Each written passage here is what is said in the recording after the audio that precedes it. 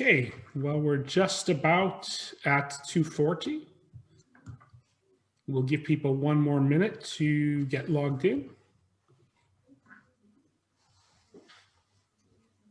And after Andy, your tremendous enthusiasm, now I feel a little bit of pressure to have that same kind of energy. Let's see if we can make it happen. Absolute pleasure, Scott. The bar is raised. I had to keep you on your toes. Yeah.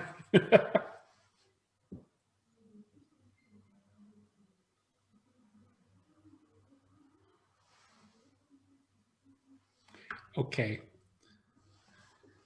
Adelina, are we ready to go? Yes, we are ready to go. Yeah.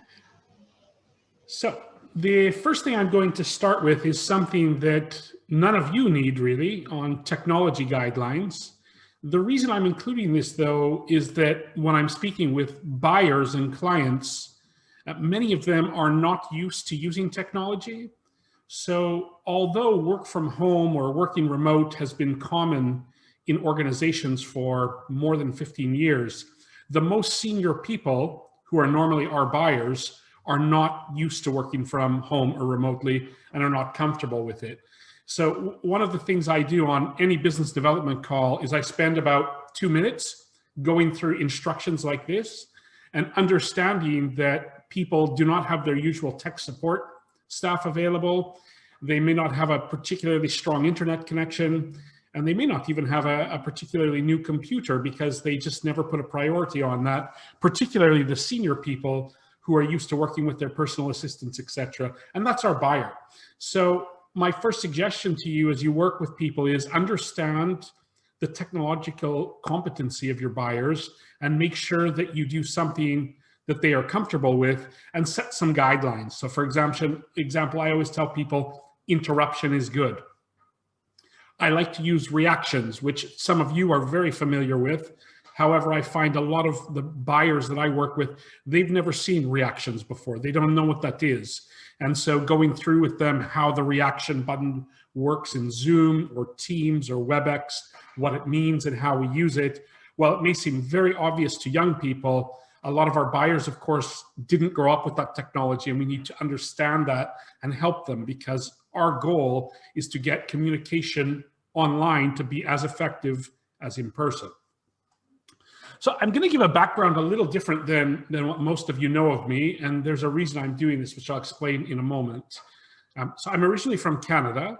I worked a lot in the Asia Pacific region, and then in 2001, I moved to Italy. When I moved to Italy, I spoke exactly 0 words of Italian. I knew ciao and grazie, hello and thank you, which are very useful words, but they weren't really enough for business development. And one of the first things that I had as feedback when I said I'm going to open an office for our company in Italy is people said that, no, Italy is no good for professional services. People don't buy strategy in Italy. It's an old network. You're not part of the family with the right name. I heard many, many things. And so I had to learn completely new ways of working. And I was really outside my comfort zone because in the US and Canada and in China, even, I had very strong networks. I could pick up the phone and call a lot of people. I had none of that in Italy. And so it was a very challenging role. One of the things that helped me a lot with this is getting involved with universities. And I'm still involved with a number of universities today, one of them being a consortium of American and Italian schools, which are mostly MBA and executive ed programs. And I'll talk about why that's so relevant as we go through our talk. Of course, you all know me through strategy tools, and I'm also the managing partner of a traditional consulting company.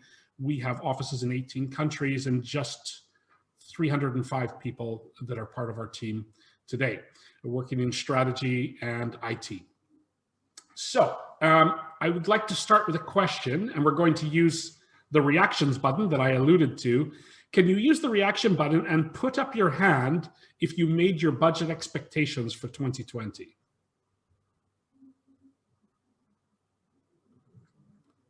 Marcus, yes. Andy with a wow sign. Adelina's crying. Okay. Lizalette, yes. Some other wows, some other signs. Now I'm asking about 2020. If you made your revenue budget, not cost budget, revenue budget. Cost budget, I'm well aware of. I see some hands going up. Okay, very good. Well, here's the way I look at things regardless of where you were last year and where you're going this year. In 2020, a lot of us had business that was what I call carryover, meaning existing clients, existing projects. In 2021, we're starting to run out of that kind of fuel. And so we have to find new ways to develop customers. And of course, it's a little bit different than what we're used to, because if we're in the boardroom or we're with the management team, new ideas come up very quickly. And we have that spontaneity, or the ride to the airport together, or the commute together, or walking a factory floor where we say, oh, what about this? What about that? And now all of that spontaneity is gone. So what are we going to do to make this work? Part of this is going to depend, okay, there we go, is going to depend on your thought leadership scale. And by your thought leadership scale, what I mean is, how well are you known in the market? And so what I'd like you to do, and there's no right or wrong answer here, just put a number in the chat for me. 10 means you're widely acclaimed in your niche specialty. 7 means that you're acknowledged by many within a group of influencers. 4 means that you're rarely identified. And 1 means that you couldn't get arrested because no one knows who you are. So where are you today on your thought leadership scale? And I'll explain to you why that's so important. Just put a number in the chat for me. Scott, do you mean the thought leadership scale related to strategy? In your niche, whatever your niche or specialty area is. Right. Thanks, good question, Peter. Okay, so we've got a very wide number of numbers, and there's no right or wrong number, by the way. 6, 7, 8, 1, 5, 4, 7, 8. Okay, so very good. There's no right or wrong number on this. The point, though, or the reason I'm asking this, is that as you go to new clients or you offer new services or new projects, the more you can establish yourself as an expert, the higher the fees you can justify, and the more likely you will be to have that client say yes. Whether you are dealing with the CEO, the owner of the company, the board of directors, or a business unit manager, all of those people have to sell up and sell down. What do I mean by that? Selling down, they have to explain to their employees why they're using an external resource and external tools to work with them. And selling up, meaning they have to explain to their board, to their chair, to their shareholders, to their CEO, why would they be using an external consultant and why this advisor? Why not someone else? And of course, depending on what market you're in, big names are very important. So for example, in some countries and regions, the names like McKinsey tend to do very well because people feel if they choose that name, they won't get fired. In other markets, people like to take a lot more risk. It doesn't really matter what it is. What's important is understanding your buyer and understanding how you're going to present to them in a way that is credible and is credible for their organization. And I'm going to come back to this triangle a little bit later.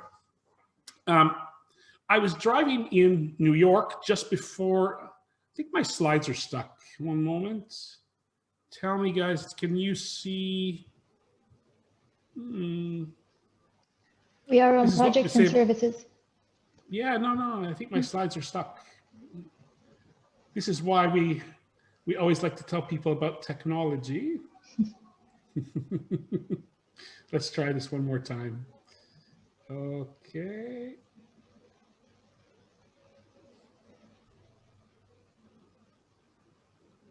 And nope, that's not going to work. So we'll do this a different way. The other thing, while I talk to you about technology, this is a good example. I always have 2 computers running when I'm doing things like this. And the reason I do that is because of exactly this kind of challenge. So every once in a while, computers go wrong. Usually the more important the presentation, the more often that things freeze, etc. And so I run these two machines. In fact, I was talking to David about that earlier. So now you should be able to see my screen. Is that correct or no? I think you can. No, Not it. it's just black. Okay. Would you like to share with me your presentation and maybe I can do it from here? No, just give me one moment and now we're okay, correct? Okay. So, boom. Yes. No. So, Just need to switch the displays. Yeah, we're in presenter mode, Scott. Okay. This is very challenging. One moment. As soon as you talked about technology rules, you jinxed yourself right there. Yes. Yeah, but that's okay because actually, it's what we like to call thinking under pressure.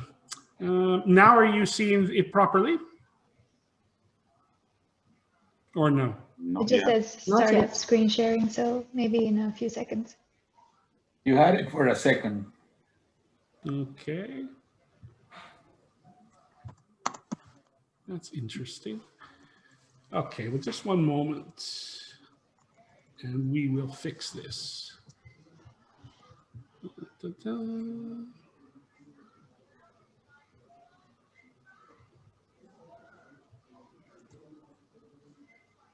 Now you should be able to see, or am I wrong? It's black. Only says it has been started, screen sharing being started, but nothing happens. Stays black. Still nothing?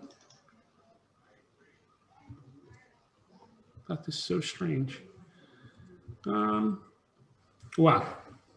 When you had it in presentation mode, it was working.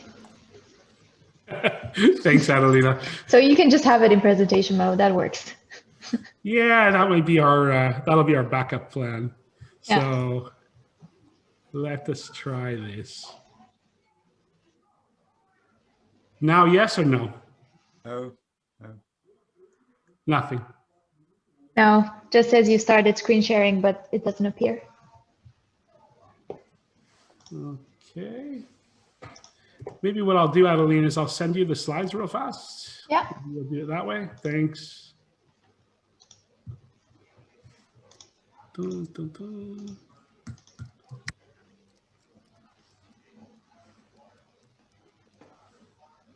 Okay. Should you send them my email or? Yeah, I was going to, but of course they're too big. Just 1 second, guys. I appreciate your patience. Scott, use Telegram. You can use Telegram. Too. Yeah, I know. I'm going to. Now I think you're getting it finally. Is it working? You can see something? No.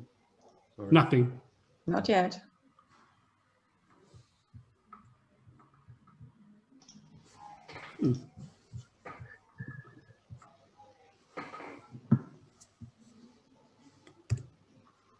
Well, then let's just do this the old-fashioned way. We'll do it without slides, which is just as easy as well. My question I was going to ask you was, how do you go about generating your best business leads? What are your ways of doing this? Maybe someone can share with me. Otherwise, I'll call on members of the audience. Using digital marketing and social media marketing in order to create awareness and try to convert it into leads. Where people download something, register on your website, and with that you get contact information, and from there you can develop it. And does that work well for you? You get a stream of customers that come that way? Partially, yeah. I mean, it always depends on how regularly you are doing it. That's the secret. The secret is you can't just do it in between. You need to have regular campaigns going on, which are relevant for your target audience, which address topics relevant for them so that they are getting interested, and with that you can create leads. And another way or a part of that would be, for example, using LinkedIn and Sales Navigator, where you can utilize your network, your direct network and your indirect network in order to promote and create leads. Very good. Thank you, Peter. So Scott, I mean, a couple of thoughts. I mean, obviously I've made a transition from a large consultancy to my own portfolio. I guess there's the simple thing of doing great work for one client and then they want you to do more and then they recommend you, right? Which sounds very simple, but you know, the recommendations work. References, yes. I find giving, if I give keynotes or webinars, I sometimes get leads, mixed quality. And if I publish something, again, I've had some converted business leads from publishing, as long as, again, you have to filter them out, but sort of something which has a good brand around it, you know, in terms of a publication or a platform. But so those are new leads, but frankly, working well with your existing clients and actually doing a great job is the engine for a lot of BD in my experience. Yeah, David, thank you for that. And this is really key, is the referrals and the introduction from one client to another makes things much easier. Now, the question is, and I know, David, you've had some experience in this, so I'll call on you first and then share with others. How do you do this in a period where you don't have that personal connection? So you can't go with your client after a meeting to the pub or to a coffee shop. You don't have that break where you can talk informally. So how do you get this to work? I mean, it's really hard, right? I mean, so I've gone from having a client base of in one context and then having to, as I've developed a new brand and positioning, some of those clients are continuing with me and will do, and some still want the old, you know, big consultancy thing. So I guess what's worked is having a pattern where you can be easy to sort of manage for them. So if I ask for 15 minutes with somebody, think of a client I spoke to earlier today, 15 minutes on a topic I know of interest to him, and we sort of catch up. So easy in the diary, a topic that I know will be relevant, and the fact that he knows I'll be respectful for time, and I'll do some thinking. So it's not just a casual chat. We will get a bit of casual chat, but you know it's relevant to his agenda or her agenda. That tends to work. If I ask for 45 minutes and I say, let's just have a catch up, a coffee catch up, virtual coffee, no. Yeah. Generally not. Yeah. We're competing for attention in everyone's time, and that attention is very precious and it's hard to get. So I think an important role in this is to be sure that people understand exactly what you're looking for. And what I mean by that is, if you explain just that you are a strategy advisor or you are, you know, a professional consultant, it's not enough. You need to give people that very tight box of where you are. And this is even more important in the age of COVID. So I think of it as similar to the elevator pitch. What is that very short description that you can give to one of your current customers or one of your current referrers so they got it? What are you going to do, and what is that? It's what we sometimes call the sunglasses. Have you ever heard this term of the sunglasses? Why am I talking about that? David shaking his head. Tim, have you ever heard of sunglasses? No? Okay, so I'm gonna go way back in time when we were all very young, and you can imagine you're out on a date with a man, a woman, I know, whatever gender you want them to be identified as, and the date's going really well, and you wanna make sure that you get another date with this person. How can you do that? How can you be sure that you'll get another date with this person?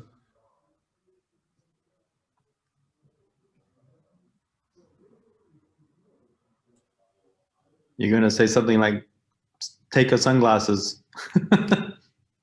Well, you could do that. They might not appreciate it. Actually, I've never heard that answer before. What you could do is you take a cheap pair of sunglasses you have, and you leave them in their car or on their couch. And sure enough, in 2 or 3 days, they're going to phone you up and say, hey, Scott, that was a really nice time we had. By the way, did you lose a pair of sunglasses? Oh, yeah, I did. Oh, great. Why don't we meet for coffee and I can pick them up from you? Second date guaranteed, right? This is what we call the leave the sunglasses. So not everyone is as smooth as you. You've definitely been living in Italy for a while, haven't you? well, actually, Some that might was just keep the glasses. well, then you know it's not a good date. If they just keep the glasses, then you know it's not a keeper. So good point, Adelina. So I actually borrowed that from someone else, but it's what's called the sunglasses. It's used a lot in acting worlds. I want to leave something with my referrer or buyer that they can keep, that they're going to remember me by. And so by doing so, there's this connection. They're not going to forget me. Obviously, if you say something like digital transformation delivered, that's like every billboard that we've seen in every airport. Well, we don't go to airports much anymore, or every magazine. It's not memorable. So what is the sunglasses that you can leave for your buyer or your referrer so that they're going to remember you? And what I've found is that a lot of times this comes down to short stories. So the ability to tell a story that someone will remember and that someone can relate to will help you in generating business. And this is even more important now in the time of COVID. I've also been doing a little bit of research on this. How do we do these stories, etc.? If they are too slick or too professional, they don't work.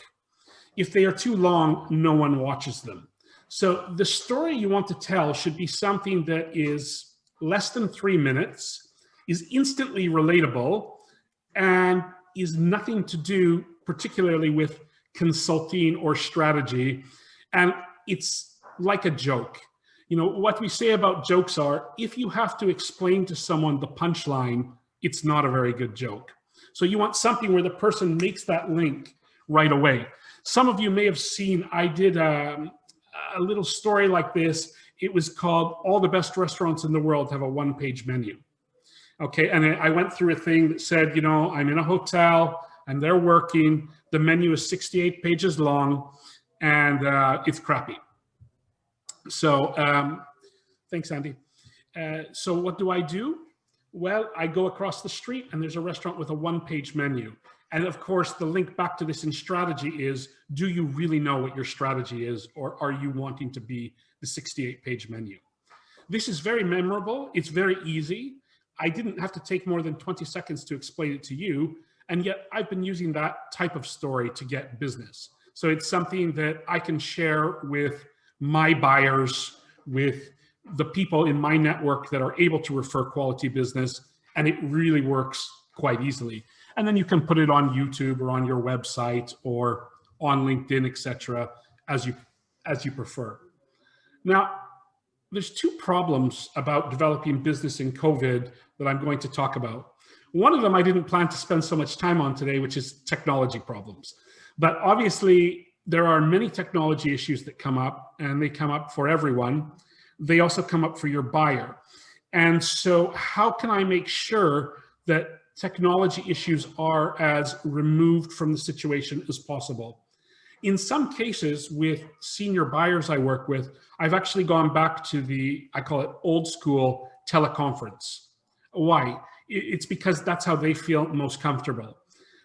The challenge with the teleconference, of course, is that then I lose all the body language, I lose all the eye connection, I lose a lot of the things that can help me with those nonverbal cues. However, if my buyer is much more comfortable in that format, then I will use it anyway. And I've found that a lot of my buyers, they are not so happy using video technology. They are tired of it. They're very burned out of Zoom. They're very burned out of Teams. And so they appreciate it. I say, you know what? Why don't we just have an old school phone call?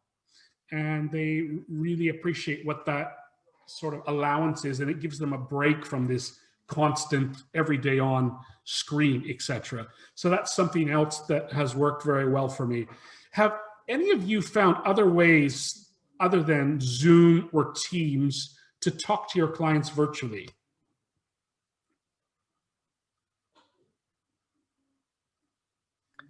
What I never used in the past, but customers actually brought me to that point, is using WhatsApp and the video call function of WhatsApp.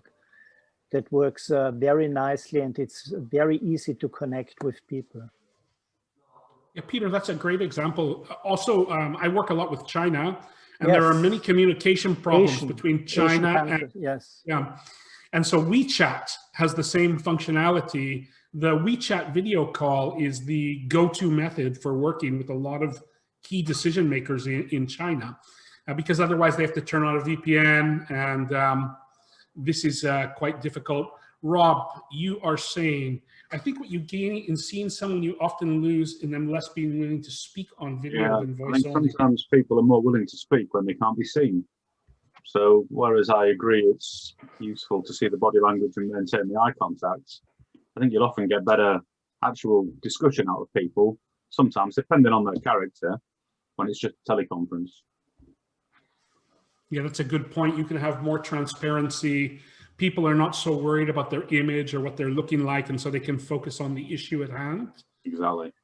Also, I've had a few meetings which have just been phone calls, which is now seen as a nice change from Zoom. So it's the, oh wow, kind of going back to the good old days when a phone call was normal, as opposed to this new way, which everything is done on video.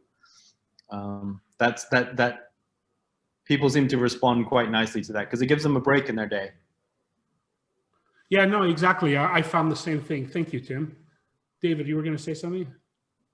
Yeah, just a quick point to the earlier, I forget the person's name. There's a stream of coaching sort of theory and practice about the power. So it's Rob's point, actually, where there are many coaches who have a strategy background, many of them, who actually will consciously prefer telephone calls over the Zoom platform for the reasons you set out. So there's evidential reason within a community, and many consultants are now, strategy consultants are amplifying their practice with a sort of coaching mindset. It's not a conversation, but I've written, this sounds very old school, but some people I've tried to keep in contact with in my transition, I've actually written a few letters, not love letters, Scott, we're not getting to dating again, anything like that, but sort of short letters. Obviously it's not a great conversation, but the reason for that was because they were bored with the visual, virtual environment. They wanted something physical they could get, which actually provoked a conversation. What's interesting is that we used to have a kind of a hierarchy of what we felt was appropriate as a mechanism to meet, depending on the kind of meeting and the purpose of the meeting, from telephone call to video conference to face-to-face. Whereas now suddenly everything's video conference. And so it's no wonder that it's losing its value and people are getting Zoom fatigue, right? Because that hierarchy is somehow gone. Yeah, that's a good point, Rob. There is a tremendous amount of Zoom fatigue. And there is also really varying levels of how comfortable people are with technology. I had a board meeting 2 weeks ago, and the average age of the board members was 84. Okay, I can see a lot of people laughing. Yeah, okay, it's a family office. They are obviously a senior family office, but they're very talented people, and they are all wonderful communicators in person. Of course, this was really challenging because for some of them, they hadn't used technology very often. And so we had to work on different ways that everyone would be able to communicate, and also how we could have people ensuring that the technology was not the barrier to the discussion. It was a very important meeting, and we had some specific outcomes that we had to decide on. And so making sure that everyone still had the opportunity to speak correctly, or in some cases use the chat function because they didn't want to interrupt or speak. So looking at every possible way to allow people to communicate, as opposed to letting the technology become the barrier or the reason for being. Andrea, you're raising your hand?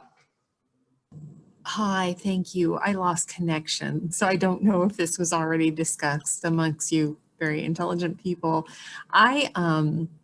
I'm looking for advice on the best way to embed a short video clip into an Outlook email or whatever email client you use. just of the short manner that you've mentioned. First, it would be an introduction, and then it could lead to a little bit longer educational video. I've heard that YouTube and the like, they say isn't the way to go because upon uploading your videos to create a channel, they have strict things if you ever wanted to use those videos later on your own website.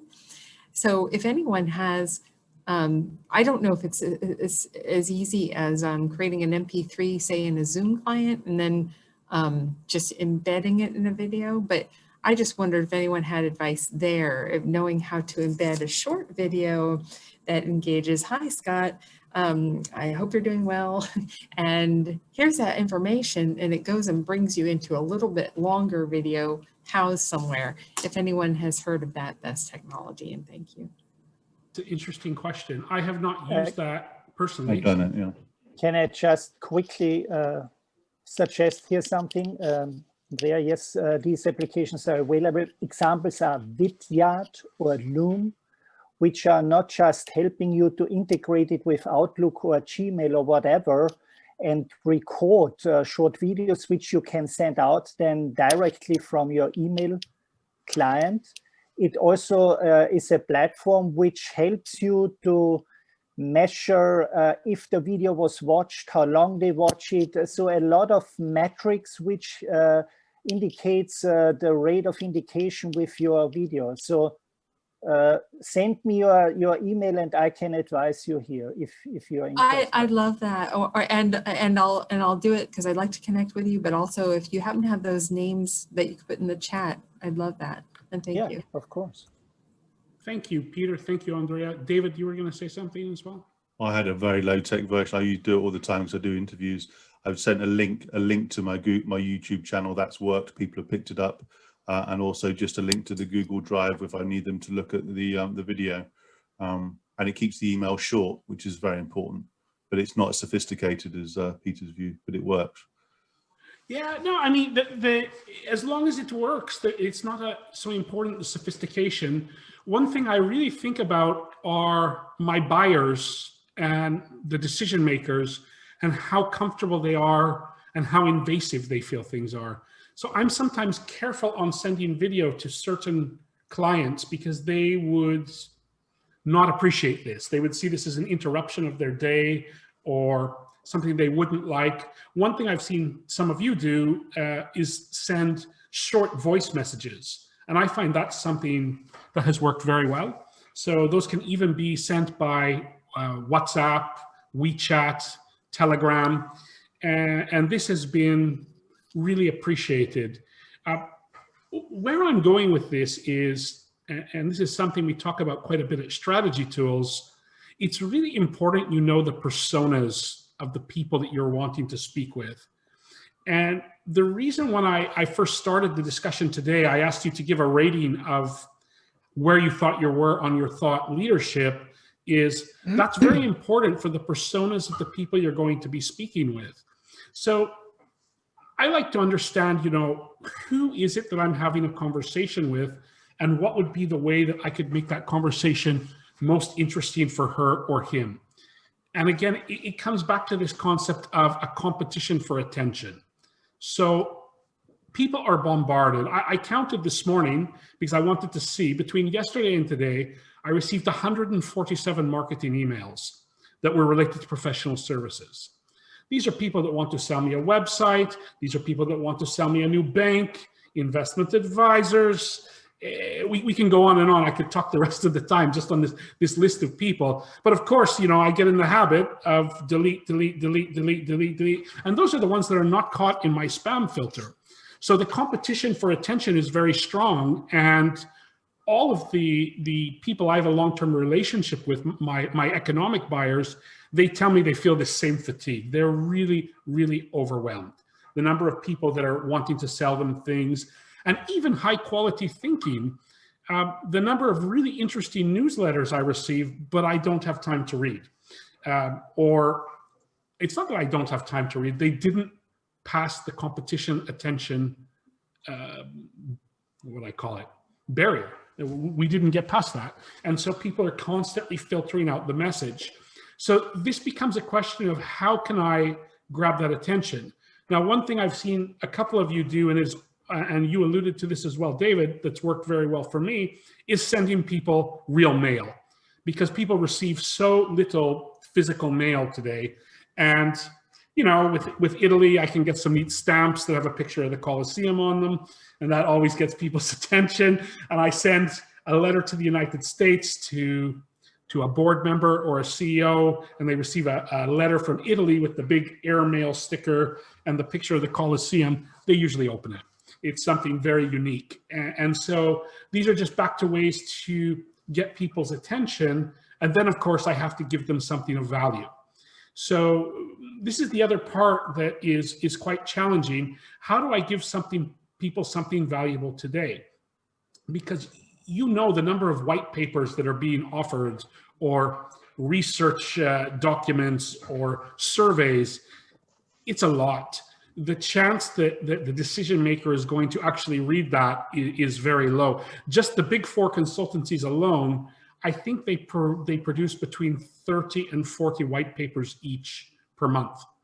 I know there's some people from Big Four here on the call, so you can correct me if I'm wrong, but that's the number I've calculated. And so I have to give them something of value. And I go back to my original rule. I want the sunglasses, and I want something of value. And I've studied this a bit, and I've worked down, there's 5 points that we really need to consider with this. The first is, what is your strategy? So not the strategy you're selling or strategy tools, but what is your strategy, both personally and professionally? And then what is your content that speaks specifically to your buyers in your personas?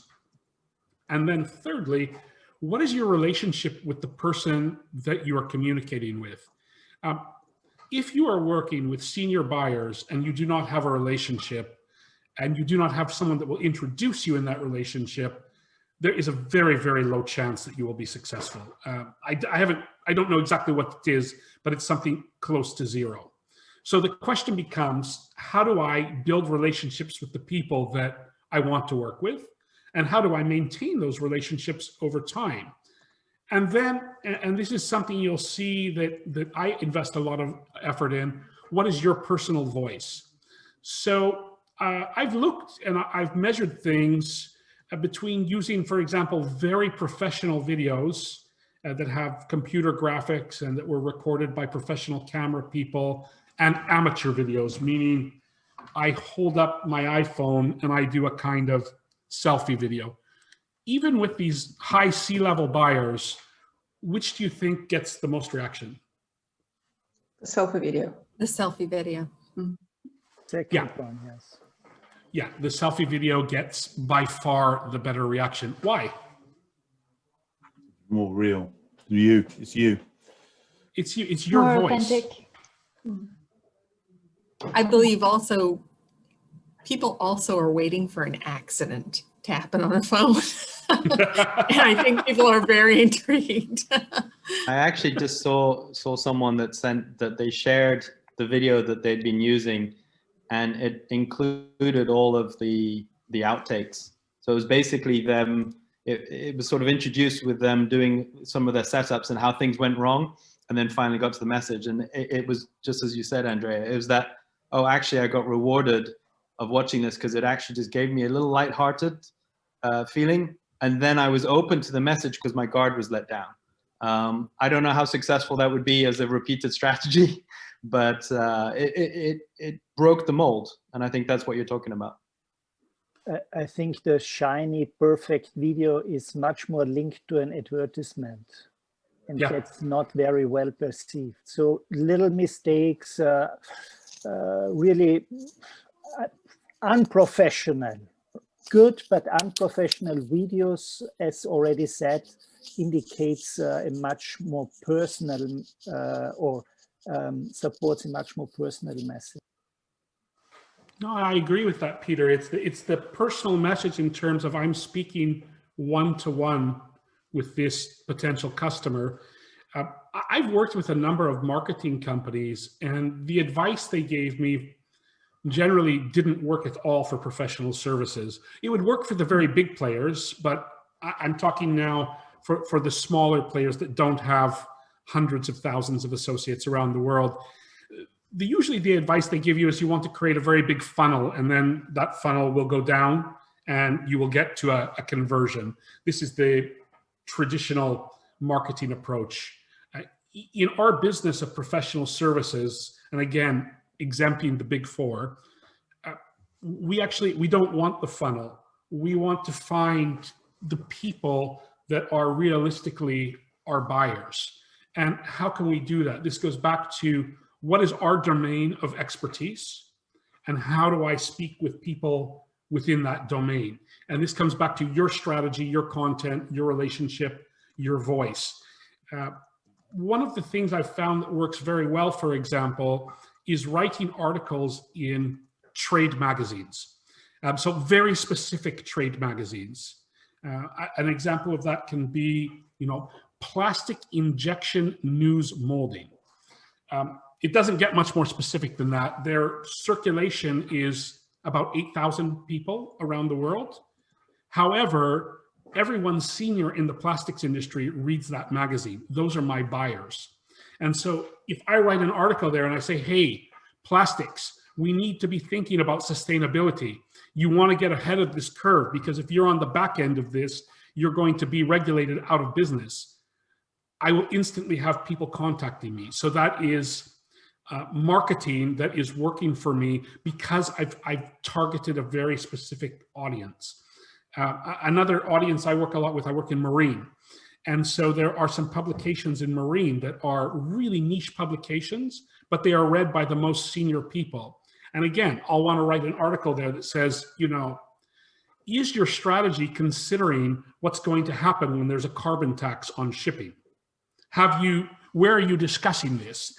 And then going through some questions that will get buyers to contact me, because this is something they know they need to be thinking about. So I'm giving them something of value. I'm giving them relief to a problem that they have.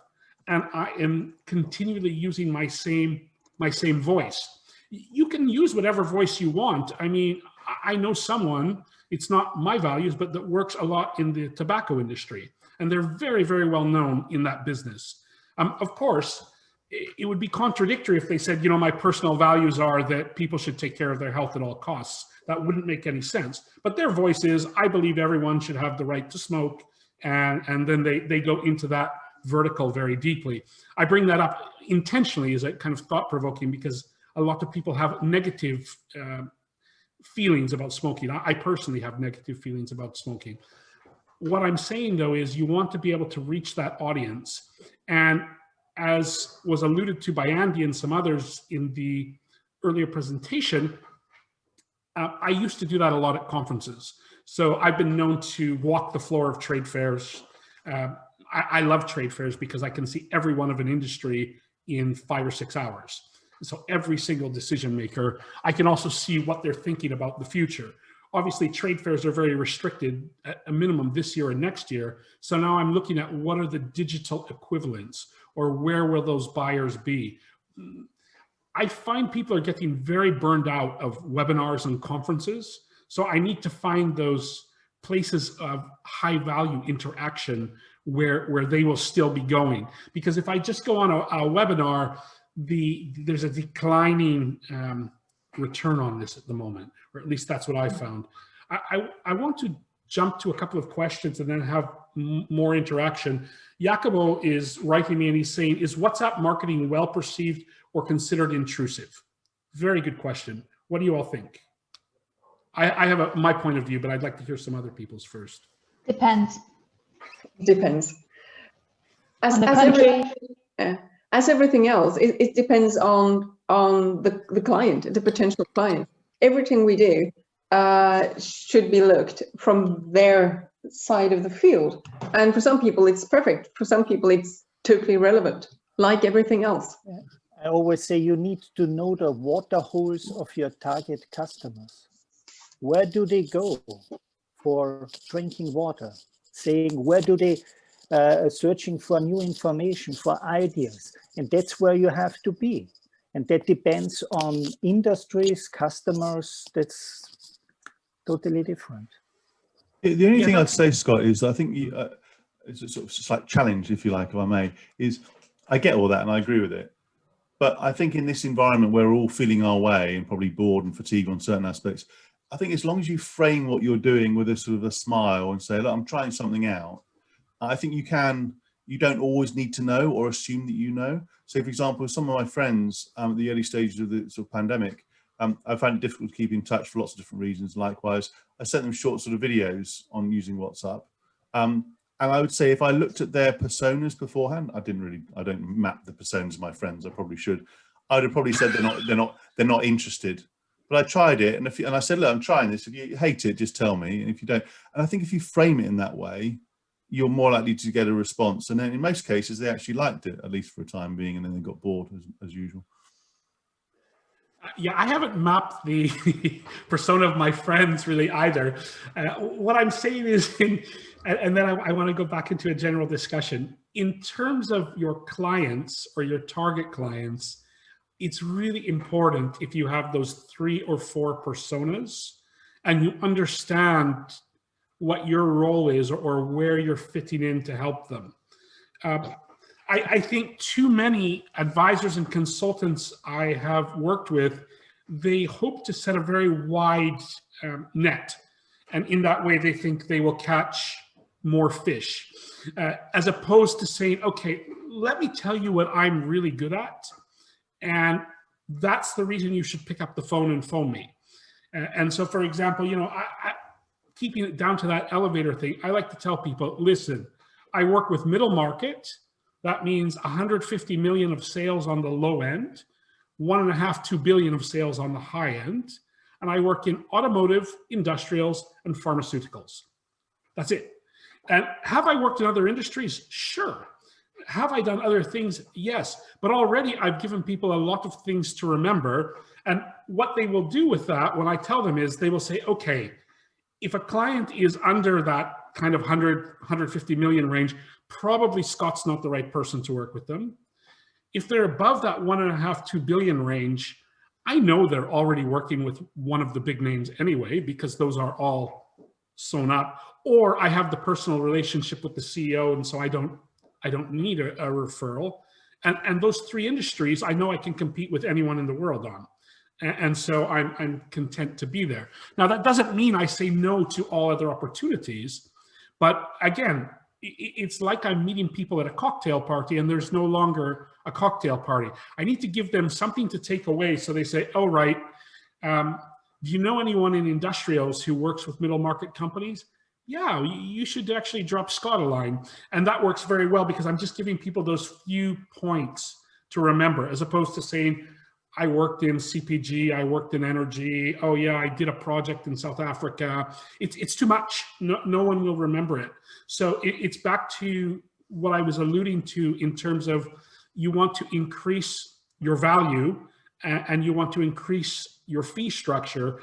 When you are perceived as the experts, then you can command much higher fees, and people also feel very comfortable choosing you. So the question or the challenge that you will have if you're not a big name is, why would I work with Peter, Tim, Lizalette, Adelina, David, Henry, when I could work with McKinsey or Boston Consulting Group? Why would I work with them? And of course, the answer comes back, well, actually, I'm much more specialized in your industry. I only use senior people. And so I'm not going to bring in the top partner to sell you the project and then send you an intern from university to deliver. It's going to be my team, which are all only senior people delivering. So I can be very comfortable in that space. And I think that's even more important now with digital, because in the, I would call the old days, if I'm in person, I have a lot of time to create a feeling with people. I can get their confidence. I can explain my vision or how I can contribute to their vision. On digital, I have these very short windows. Maybe it's half an hour, maybe it's 40 minutes. But I understand that during those 40 minutes, many of the key decision makers will be writing emails, they'll be taking phone calls. It's hard. I'm competing for those few minutes of attention. I see some people nodding heads. I see some people writing emails. Maybe I didn't keep the attention. Scott, can I ask you a question? Yes. I totally agree with all what you said and the others, that probably the low-hanging fruits are where we utilize our existing network, connect with exactly the approach you described, and create credibility so that we have a chance to create an opportunity, right? But what is your response to a lot of research done where they try to understand the buying journey of customers? Where research indicates that today, and I'm talking about complex business, high volume, high value investments, that customers in general have done 70% of their buying before they actually get in contact with one of their potential provider.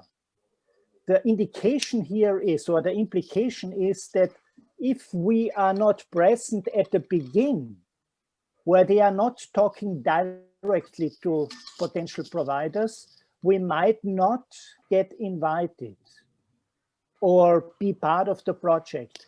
And if they invite us, research also indicates that customers only spend 17% of their total buying time they spend and they use with vendors. So if we have 2 or 3 competitors, our time we can spend with these customers are between 4, 5, or maximum 6%. How to handle that? So that could be a whole day workshop, Peter. You brought up a lot of things. I want to just touch on a couple of them, and I realize we've only got about 10 minutes left, so bear with me if my answers are not in detail enough. Firstly, we need to be out creating content all the time. I know some of you are very good at that. I see you in places like Harvard Business Review. I see you places like Strategist. I see you in the Financial Times. But we can also create content that we share on LinkedIn, on our websites. If you create a newsletter, some people do read that. It's not that everyone's going to read it, but there are some people that still really like newsletters. Substack is a very good way to publish, and it puts you in that positioning with kind of expert audiences, which I find a little more effective than something like Medium, for example. So yes, you have to keep getting the message out. And the important thing, though, is that you're writing to your buyer and you're making it a story. So I have mapped out the buying process or journey. And the only other thing I would touch on there is I do not participate in any RFQs, 0. If someone says RFQ, I tell them, I said, I'm sorry, we don't do RFQs. It's our corporate policy. Some of you will really disagree with me on that. And it's not that there's a yes, or right or wrong answer. It's just I feel the time that goes into developing a proposal and the interaction that is required in both directions in the way that myself and my teams sell is not suited to an RFQ environment. So I just don't participate in them. That does mean that there are a large number of customers that I exclude myself from automatically. So for example, most government or public projects will require RFQ by law. So the fact that you don't participate, you've opted out of that business altogether. That's a decision that is easier to make if you have a small team. If you have 300 people, you can take and make those kind of decisions. Logically, if you're running a team of 100,000, you cannot say, I don't participate in government business, because there will be no way that you can operate. So this is also a decision or part of the strategy. But what I come back to in any content I create, I want 3 things. It needs to be informative for my buyers, so something they want to know. It needs to be inspiring, so something that gets them excited or feeling like they're solving a problem. And lastly, and again, this comes back to my voice, I like it to be entertaining. So I want something in that story. It could be a 3-minute video, it can be an article, it can be a joke, but there has to be something that's entertaining in that, because that's my persona, what customers know me for. And some customers don't like that. And those are not my target customers. That's okay. I mean, that's part of the strategy, is selecting who you work with as well as who you don't work with. And whether I'm meeting new people online or in person, I'm pretty clear up front. I say, you know, about half the clients that we meet choose not to work with us, or we choose not to work with them. So let's just get that on the table right away and have that be clear. So if you tell me I don't feel comfortable working with you, that's good. I'd rather know that at the beginning before we go through all the trouble of attempting to develop a relationship. So this, I think, even online, we can be very clear. There's a couple of questions here, and then, so how do you describe yourself, Scott? A strategist? I say I work on decision-making and M&A. And that's what I say. And if people say, well, is that strategy? Absolutely, that's strategy. It's all about decision-making. And then what do we think about the power impact of diagnostic tools? Yeah, they can be very powerful. And obviously, I really believe in them. However, I never lead with the tools. People are so bored of tools. I lead with, how are we going to solve their issue? So if the people are not connected, if they are not profitable enough, if the activist investors are putting pressure on their board, whatever it is, that's where I want to be. And then, Jakob, how can you really measure if a consulting engagement was effective? Yeah, good question. So when you're developing the proposal or the agreement with your client, you want to put metrics in that are really trackable. One of the things that I work really hard to do is to link things back to or EBITDA or return on invested capital. Now, some people say, why don't you link to share value? There are some factors that are outside my control as an advisor on share value, but I know that if I have a project and I'm working on ROIC or EBITDA, for example, then there is something that we can move. Now, I am working on getting more ESG linked metrics, but again, they have to be real. And not all companies are yet in a position where they're really, truly measuring ESG types of metrics. And then thank you, Andrea, for your feedback. Yeah, I've talked a lot. I just want to open up to all of you and let's have a discussion. What's working, what's not working? We know the world is different. And so how are we communicating with our clients in newer, innovative ways, or old ways that we're coming back to after many years? On the general marketing point, I take your point about being informative, relevant, you know, entertaining and so on, which I buy into. How well, how much do you, essentially don't do this, but I know some people, some consultants always plug what they do very specifically with the content, which in some markets is fine. So I know some territories, I've got lots of American friends, they say it's the norm, right? I'm not saying all Americans, but you know, here's the perspective and here's what I do, bang, bang, bang. UK, less so, I'm generalizing, of course. How do you do it? Do you keep it in the sort of content level and then tailor it in terms of a direct approach? Because sometimes if the content's so great, some people might say, so what do you actually do if it's not clear? Or if they know you, it's different, but if they don't know you, it's quite a leap from that content to, bluntly, what's your product? Yeah, I think you've been hacking into our board meetings. We have this discussion back and forth a lot. I am more of the, and this is my personal voice, I do not say what I do so much. And the complaint will come back, well, now it's very hard for your buyer to make that link or leap. I don't think it is. I think if you have to tell the buyer what you do, you didn't write a story very well. That's my personal opinion. Now, some of my colleagues will push back really hard on that and say, no, you need to write 1, 2, 3, and that works for them. So, for example, our CEO, that works really well for him. He's very, very specific. I do this, you know, on everything he writes and every speech he gives. And that works very well for him, whereas I don't do that. So the answer is, you know, what's your voice? And if you are telling a story and you're not making that clear, can the buyer make the leap? And that comes back to really understanding the persona of who it is I'm speaking to.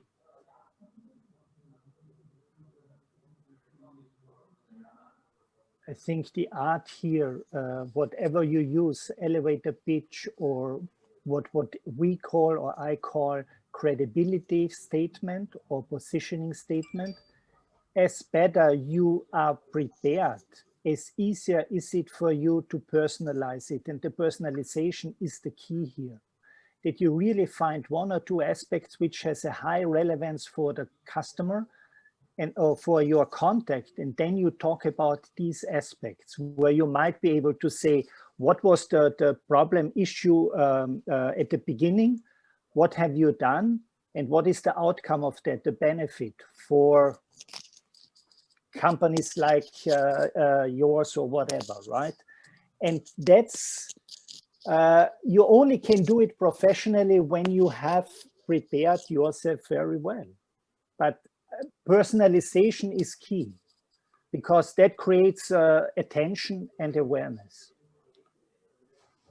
Yeah, no, I agree with that, Peter. I think, and this will be just my closing thought, the challenge we're facing today is that a large number of people in professional services, if they are in the senior levels, have been particularly successful because of their charisma.